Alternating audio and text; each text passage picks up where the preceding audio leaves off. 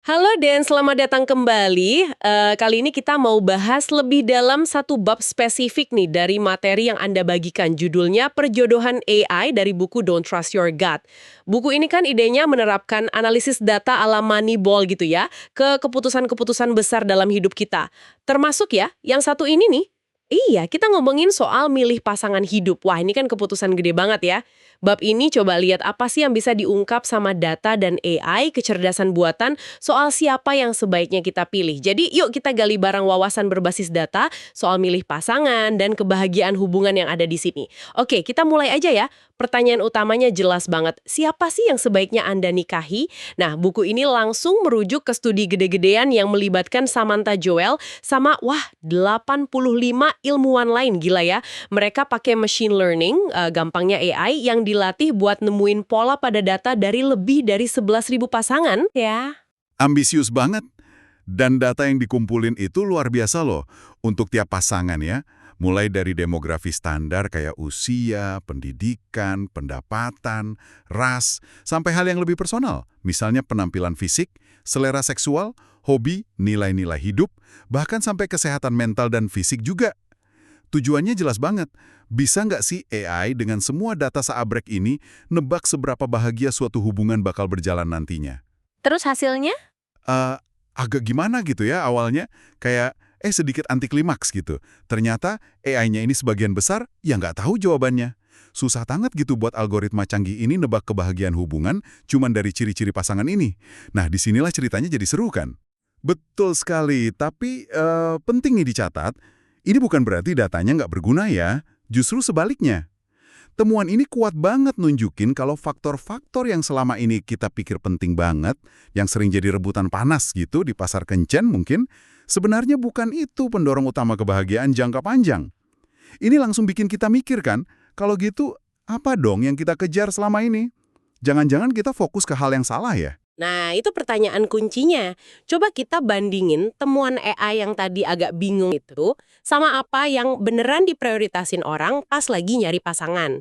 Apalagi di zaman sekarang ya, zaman digital. Sumber yang Anda bagikan ini kan ngelek data dari situs kencan online kayak OkCupid.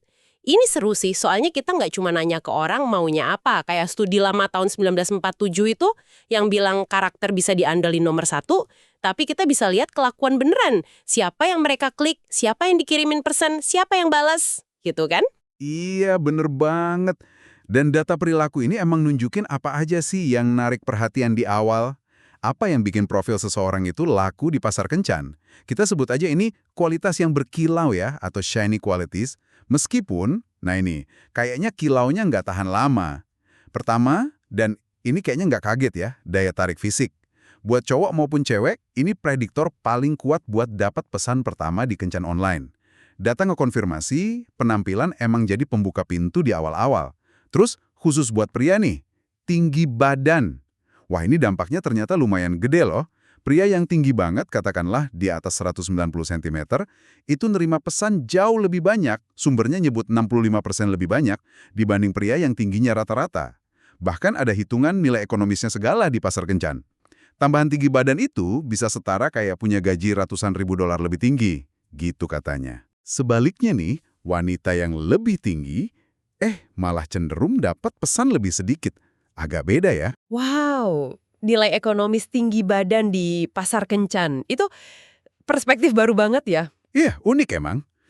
Lanjut ya, Ras. Data nunjukin ada bias rasial yang nyata gitu dalam preferensi kencan. Meskipun mungkin orang nggak ngakuin secara langsung. Contoh dari Okupit itu, nunjukin pola respon yang beda antar kelompok ras. Misalnya, wanita kulit hitam sama pria Asia, ini konteksnya di AS ya, mereka tantangannya lebih gede buat dapat respons dibanding kelompok lain. Ada perhitungannya agak ekstrim sih. Nyebutin pria Asia perlu penghasilan jauh lebih tinggi biar dianggap sama menariknya kayak pria kulit putih oleh rata-rata wanita kulit putih. Ini data yang lumayan blak-blakan ya nunjukin biasnya. Iya iya. Gamblang banget ya datanya. Pendapatan. Ya, ini ngaruh sih, terutama buat daya tarik pria di mata wanita. Tapi mungkin nggak segede klise yang sering kita dengar. Peningkatan pendapatan pria emang naikin kemungkinan dia dikontak. Tapi ya, peningkatannya nggak sedramatis itu juga. Buat wanita, efek pendapatannya lebih kecil lagi. Terus, pekerjaan. Nah, ini lagi-lagi lebih signifikan buat pria. Beberapa profesi kayak pengacara, dokter, atau anggota militer, polisi, pemadam kebakaran gitu, cenderung dapat perhatian lebih banyak. Ini menariknya, bahkan setelah kita ngontrol faktor pendapatan mereka. Jadi kayak ada daya tarik profesinya sendiri gitu. Pengacara bisa lebih menarik dari akuntan, padahal gajinya sama misalnya. Oh, jadi ada semacam citra profesi gitu ya? Bisa dibilang gitu. Terakhir, kesamaan. Nah, ini lawan dari mitos yang berlawanan menarik. Data justru nunjukin orang cenderung tertarik sama yang mirip. Contoh lucu dari aplikasi Hinge, orang yang inisial namanya sama, itu kemungkinan match-nya 11% lebih tinggi. Ini bahkan udah ngitung faktor agama yang mungkin sama loh. Oke, jadi daftar kualitas berkilau ini lumayan ya. Penampilan, tinggi badan pria, ras, pendapatan pekerjaan pria, sama kesamaan. Ini hal-hal yang kalau lihat data perilaku online benar-benar narik perhatian orang di awal tapi. Kalau kita sambungin lagi ke studi AI-nya Joel tadi, ini kan kontras banget ya. Studi itu kan bilang ciri-ciri kayak gini justru nggak bisa prediksi kebahagiaan jangka panjang. Jadi apa dong yang penting sebenarnya?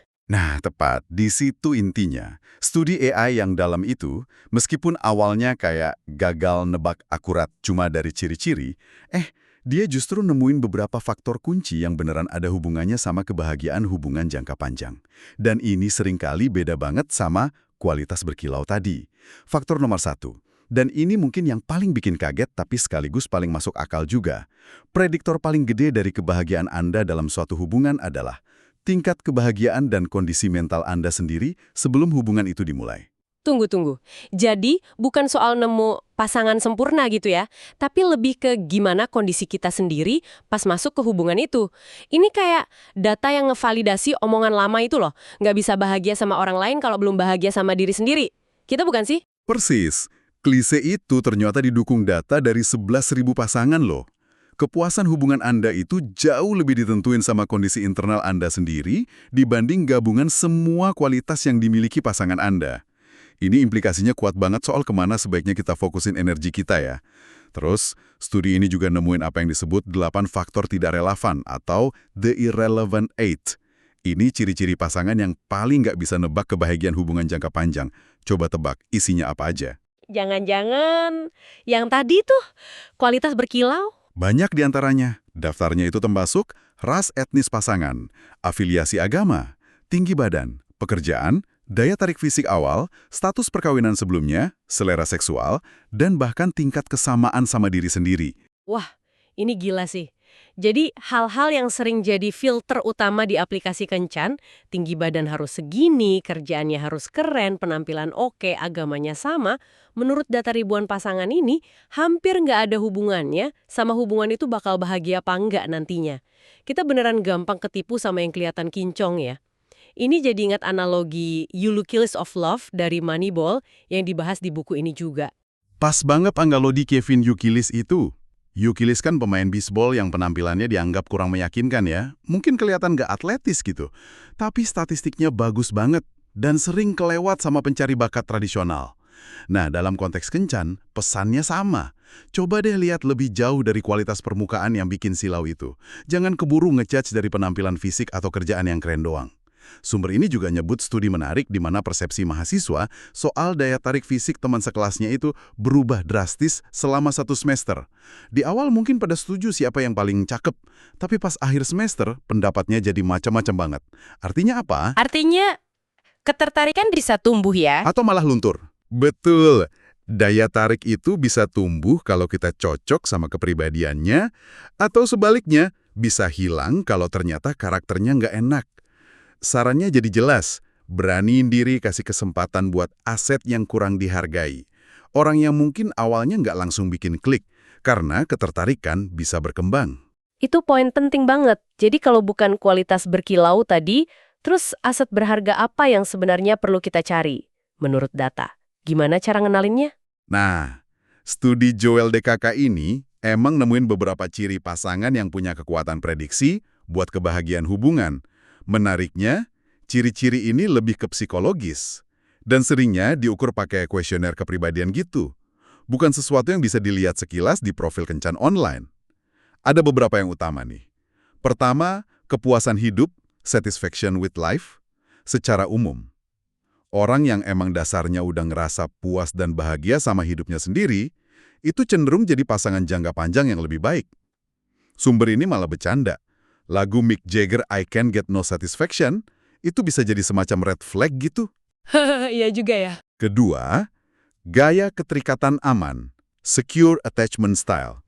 Ini ngarah ke orang yang ngerasa nyaman sama keintiman, kedekatan emosional, bisa percaya sama pasangan, tapi juga nggak terlalu ngegantung atau cemas berlebihan. Mereka bisa ngasih dan nerima kasih sayang dengan cara yang sehat. Buku Attach ngebahas ini lebih dalam, tapi intinya ini fondasi hubungan yang stabil gitu. Jadi orang yang adem gitu ya dalam hubungan, nggak gampang panik atau posesif, tapi tetap anget dan bisa diandalin. Masuk akal banget sih pentingnya. Tepat. Ketiga, sifat teliti berhati-hati, conscientiousness. Ini salah satu dari Big Five ciri kepribadian. Orang yang conscientious itu cenderung disiplin, teratur, tanggung jawab, dan bisa diandalin. Ini kualitas yang berharga banget buat ngebangun hidup bareng jangka panjang kan? Anda bisa ngandalin mereka buat nepatin janji, ngurus hal-hal penting. Iya, pasti lebih tenang ya hidup sama orang kayak gitu. Betul. Keempat, pola pikir bertumbuh, growth mindset. Konsep dari psikolog Carol Dweck ini soal keyakinan kalau kemampuan dan kualitas diri itu bisa dikembangin lewat usaha dan belajar. Dalam konteks hubungan, orang dengan growth mindset ini cenderung lihat masalah sebagai tantangan yang bisa diatasi bareng, bukan sebagai tanda kalau hubungan yang nggak cocok terus udahan. Mereka mau usaha jadi pasangan yang lebih baik. Wah, ini implikasinya gede banget ya. Jadi data ini kayak ngekonfirmasi omongan orang tua dulu gitu ya. Karakter sama kualitas dalam diri itu yang paling penting buat jangka panjang. Beda banget sama fokus di awal kenalan atau di kencan online yang serba cepat. Pesannya jadi jelas banget. Jangan terlalu fokus ke permukaan kayak penampilan, tinggi badan, kerjaan, atau bahkan kesamaan hobi doang. Kualitas psikologis ini yang ternyata lebih penting. Bener banget. Dan ada satu temuan lagi sih yang menarik dari studi Joel DKK, meskipun mungkin skalanya lebih kecil ya. Mereka nemuin kalau AI itu juga susah banget buat nebak gimana sebuah hubungan bakal berkembang seiring waktu, apakah pasangan bakal jadi lebih bahagia atau malah sebaliknya. Ini nunjukin ada elemen dinamika unik, semacam kimia atau interaksi yang nggak ketebak antara dua orang spesifik itu, yang susah ditangkap cuma dengan lihat ciri-ciri masing-masing. Hubungan itu sendiri punya nyawanya sendiri gitu. Oke. Ini benar-benar bahasan yang ngebuka mata banget ya dari data ribuan pasangan. Coba kita rangkum dikit ya poin-poin kuncinya buat Anda dari pembahasan kita soal bab perjodohan AI ini. Pertama, hati-hati sama kualitas yang berkilau. Apa yang bikin orang kelihatan menarik di aplikasi kencan atau kesan pertama penampilan fisik, tinggi badan pria, kerjaan keren, ternyata kata data seringkali bukan prediktor bagus buat kebahagiaan hubungan jangka panjang. Beda banget antara yang narik perhatian awal sama yang nopang hubungan. Iya, itu penting banget buat dibedain. Kedua, dan ini mungkin paling dasar ya, kebahagiaan hubungan Anda itu sangat bergantung sama kondisi mental dan kebahagiaan Anda sendiri sebelum masuk ke hubungan itu. Ini lebih penting dari semua ciri pasangan Anda digabungin. Fokus ke diri sendiri dulu itu kuncinya. Betul, perbaiki diri sendiri dulu. Ketiga, pas nyari pasangan buat jangka panjang, data nyaranin buat lebih prioritasin kualitas psikologis yang positif. Cari orang yang punya kepuasan hidup bagus, gaya keterikatan aman, sifatnya teliti dan tanggung jawab, plus punya pola pikir mau bertumbuh. Ini aset yang sebenarnya. Keempat, jangan takut kasih kesempatan buat aset yang kurang dihargai. Orang yang mungkin nggak langsung bikin kita wow secara fisik atau status, bisa jadi pasangan yang luar biasa loh. Ingat, ketertarikan fisik sama chemistry itu bisa tumbuh pas kita kenal kepribadiannya lebih dalam. Jangan terlalu cepat ngejudge ya. Dan kesimpulan gedenya, data ini nguatin banget ide kalau karakter, kepribadian, kualitas internal itu jauh lebih penting daripada ciri-ciri permukaan buat ngebangun hubungan yang bahagia dan awet.